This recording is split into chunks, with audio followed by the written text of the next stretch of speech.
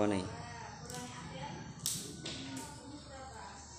Nikmatahuma ing olehe paring nikmat walidani liyaskurahuma supaya syukur sapa insan ing walidani alaiha ing atase nikmatahuma wa ayyam tatila lan yeto manut sapa insan amrahuma ing perintahe walidani illa idza kana angin ari kalane ana apa amrahuma iku bimaksiatin rupa maksiat wa ayyajlisa lan yento lungguh sapa insan ma'ahuma sartane walidani Ing dalem sartane ma'ahuma ing dalem sartane walidani khosyi'an hale wong kang anteng odon hale wong kang ngremake torfahu ing peningale insan anzalatihima saking keluputane walidani wa alla yu'ziyahuma lan yento ora ngalalake sapa insan ing walidani walau biqaulin senajan kelawan pengucap ufin kang Allah.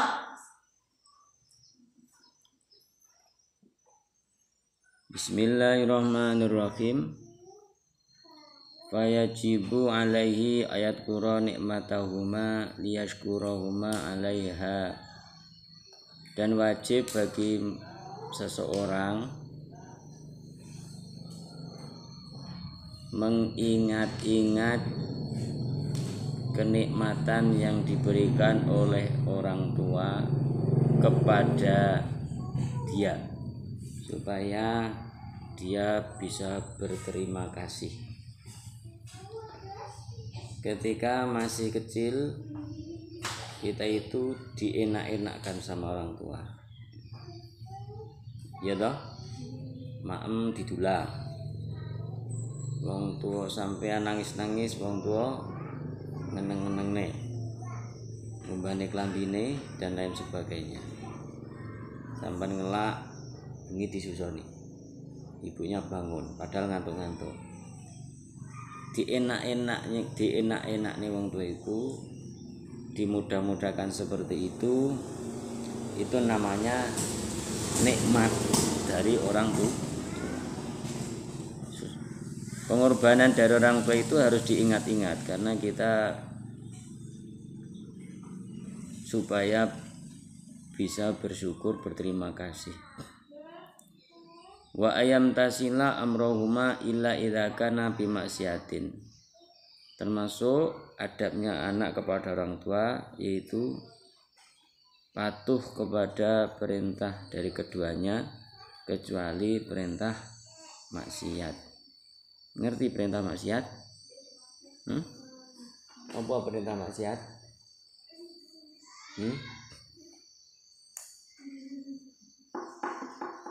Perintah maling, wong tuane ngekon maling, wong tuane ngekon ora salat, wong tuane ngekon ora ngaji, wong tuane ngekon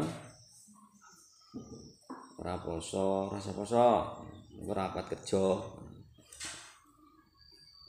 Sakoso poso mawe kerja, ku poso rapat kerja. Maka perintah-perintah yang dengan kaitannya dengan maksiat ini tidak boleh diikuti. Karena apa? Patuh kepada Allah itu nomor 1. Patuh kepada orang tua itu nomor, baik kepada orang tua itu nomor 2. Maka Allah jelas tengene Al-Qur'an, wa qadha rabbuka alla ta'budu illa iyyah wa bil walidaini ihsana.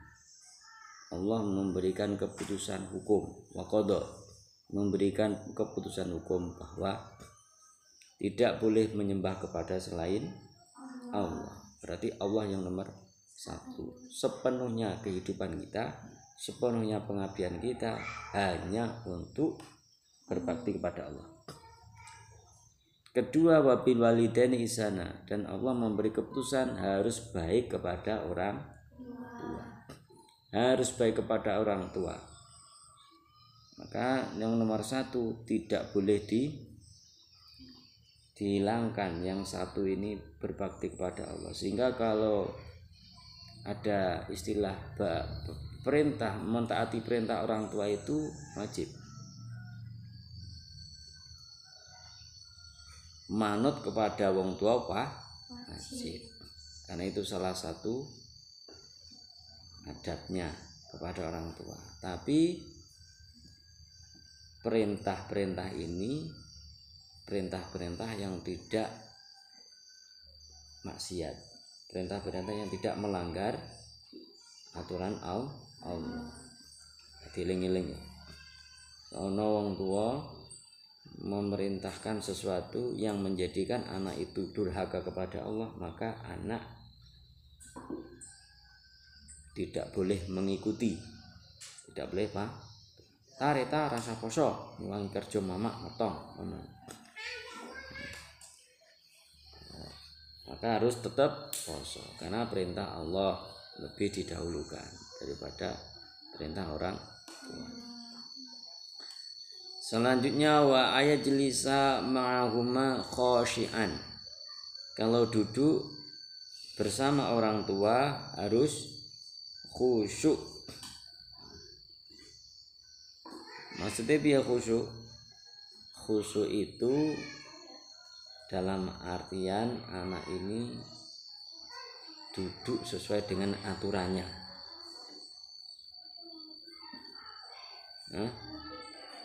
Sesuai dengan aturannya, aturan duduk dengan orang tua. Tidak boleh duduk di atas, di tempat yang lebih atas. Mamane wong tuane yang ngesor yang lantai, ono kursi yang sandinge sama nunggu yang dhuwur kursi. Itu ndak boleh. Iki jenenge pentalitan. Ngerti pentalitan? Wong tuane yang ngesor kok dheke yang dhuwur.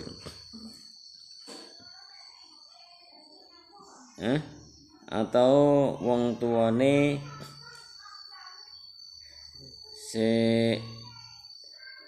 duduk sampean ngodak-ngadeg ngomong orang karo lungguh. Ngomong ndak pakai duduk. Orang tuanya duduk sampean ngomong dengan orang tua ndak duduk, sampean ngadeg, itu juga ndak bagus.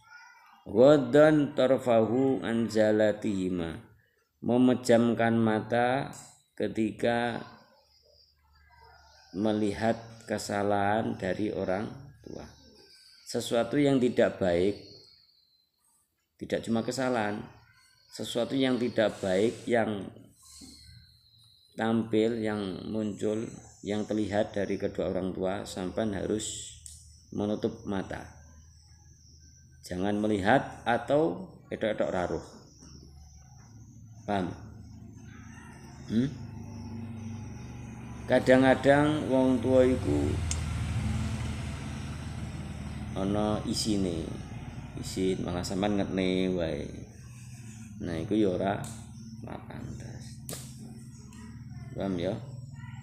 Sesuatu yang saja endak apik dari orang tua jangan kau lihat. Kesalahan mungkin ana kesalahan sing menurut sampean kurang pas, tapi nek wong tua iku disawang, iku wong tua dadi isin, maka sampean ndak boleh nyawang supaya ndak jadi malu wong tuane. Paham ya? Iki dalam arti menjaga perasaan orang tua. Pemane eneng wong apa? Sampean ngerti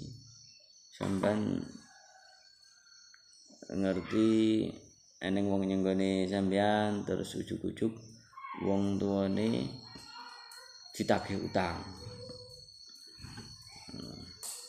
Sampeyan kan izin ya, itu kan urusan orang tua. Sampeyan kudu ndang ngalih. Karena itu wong tuane dadi izin eneng sampeyan. Atau yang lain akeh. Sing urusane wong tua sampean yang tidak berhak ikut jangan ikut, intine ngono. Wa alla yu'diyahuma, dan jangan menyakiti keduanya walau biqaulin ufin, sekalipun dengan ucapan yang jelek. Menyakiti tidak harus pakai tangan, tidak harus pakai kaki. Menyakiti dengan ucapan juga bisa. Sekalipun jiwa badannya tidak tersakiti, tapi nek omonganmu kasar dengan orang tua maka hatinya juga tersakiti. Nek awakmu kasar omongane karo wong tua, malah karo wong tua omong gelem iso, wong tua gelem ngelok-ngelokne, nah itu juga termasuk sesuatu yang tidak diperbolehkan. Sering saiki anak wani karo wong tua, anak wani karo wong tua, sering. Sekasar apapun wong tua nyeneni anake, anak tidak boleh berkata kotor kepada orang tua. Ono itu adabnya. Wa alla yutila jidalahuma, dan tidak boleh memperpanjang persengketaan. Nek sampean bersengketa dengan orang tua maka tidak boleh diperpanjang. Kudu ndang cepet-cepet njaluk ngapura. Paham ya? Ketika orang tuanya merasa tersinggung dengan sikap sampean cepat meminta maaf. Entah di ngapura utawa ora, pokoknya minta maaf. Kesimpulan, adabnya anak, sebagian adabnya anak kepada orang tua, termasuk kewajiban-kewajibannya adalah mengingat-ingat pengorbanan orang tua supaya anak bisa berterima kasih. Kedua, harus patuh perintah orang tua kecuali perintah maksiat. Selanjutnya harus duduk dengan orang tua dengan sopan santun. Selanjutnya jangan melihat kejelekan yang muncul dari kedua orang tua. Selanjutnya tidak boleh menyakiti orang tua sekalipun dengan kata-kata kotor. Menyakiti tidak harus pakai tangan kaki, tapi kata-kata kotor juga bisa menyakiti orang tua. Allah dawuh ridha Allah, Gusti Kanjeng Nabi dawuh ridha Allah biridal walidain wa sukhtullahi bi sukhtil walidain. Ridhonya Allah terdapat pada ridhonya orang. Kebencian, kemurkaan Allah terdapat pada kemurkaan orang tua.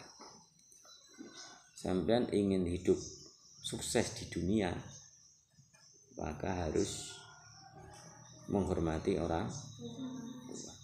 Ingin sukses hidup dunia dan akhirat, harus menghormati guru.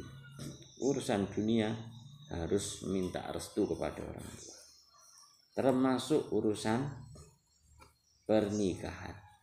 Saiki akeh seneng, kadung seneng, wong tuane setuju ora setuju, pokoknya tapi tidak boleh. Jadilah anak yang baik, nanti anakmu juga baik. Kalau kamu mau menjadi anak yang baik, nanti kalau kamu punya anak, anakmu juga baik. Makanya anak soleh kuwi kudu dilatih. Sampean menjadi anak soleh itu tujuannya nanti kalau sampean punya anak juga anak karena dulu sampean pernah menjadi anak, waktu menjadi anak sampean juga soleh. Nek sampean menjadi anak sampean belum soleh, nanti kalau sampean punya anak, anaknya juga belum. Paham ya? Jadi sampean menjadi anak soleh itu keuntungannya bukan cuma kepada orang tua, tapi keuntungannya nggih karo sampean. Paham ya? Karena yang menjadi anak sekarang nanti juga akan menjadi orang tua dan berganti posisi. Yang menjadi anaknya sampean menjadi orang tuanya. Ya. anak sampean lanang wedok pira 6 apa 7 apa 8 itu semuanya nanti akan meniru jejak sampean. Dan bersolehlah sekarang, nanti kamu juga akan disolahi anak-anak. Paham ya? Kembali lagi, setiap amal perbuatan baik akan menghasilkan sesuatu yang baik. Sampai beramal baik menjadi soleh kembali. Sesuai kata Al-Quran, in ahsantum li anfusikum. Jika kamu berbuat baik, maka kamu sebenarnya berbuat baik untuk diri sendiri. Saiki wis mulai akeh anak sing ora soleh. Yang bisa mendoakan orang tua yo sebagai simpanan pahala orang tua di anak soleh. Sampeyan orang sakne ketika ingat wong tuane biyen jaman cilik ngantuk-ngantuk turu sampean rewel iku mentolotan. Ya, sampean pipis mentolotan diganti popoke diganti. Nah, itu sebuah pengorbanan yang tidak boleh dilupakan. Jangan melihat orang tua itu sekarang, tapi lihatlah dulunya. Kalau seandainya ono kata-kata ungkapan sing tidak menyenangkan yang artinya sampeyan muni kasar, getaki, sampean kudu ingat-ingat dulunya. Ketika sampean masih kecil, sampean pingin ngerti koncone ditukoni sepeda baru, orang tua memandang sampean ngesakne orang sepeda dhewe. Akhirnya orang tua bekerja keras mencarikan uang supaya sampean bisa sama dengan yang lain. Bature sepeda sampean diusahakan kali wong tua duwe sepeda. Ya pengorbanan sing koyo ngono kuwi kudu dieling-eling. Nah, saiki apa yang kita berikan kepada orang tua? Kadung sampean dititip ning pondok, berarti orang tua cuma satu harapan. Yang sampean bisa mendoakan orang tua. Itu paling utama. Otomatis sampean harus jadi anak yang soleh. Tidak cuma soleh, harus menjadi anak yang alim. Diharapkan nanti bisa menolong orang tua. Orang malah menjerumuskan orang tua. Orang tua itu bisa mlebu neraka mergo pertelahi anak. Orang tuanya ahli ibadah mempeng, anaknya ngawur. Anaknya ngawur itu justru malah menyeret orang tua masuk neraka.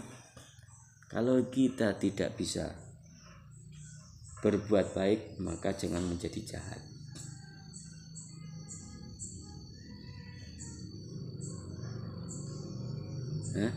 Kalau kita tidak bisa berbuat baik, maka jangan menjadi jahat. Sudah piye?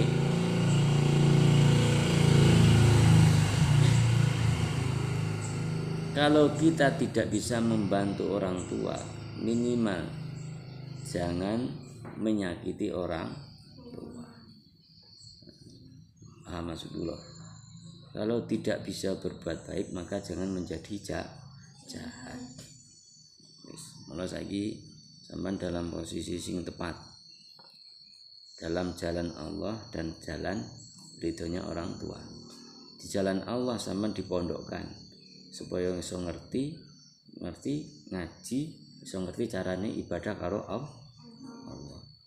Dalam satu sisi sampean tepat di dalam tempat yang tepat di pondok ngaji dan ibadah.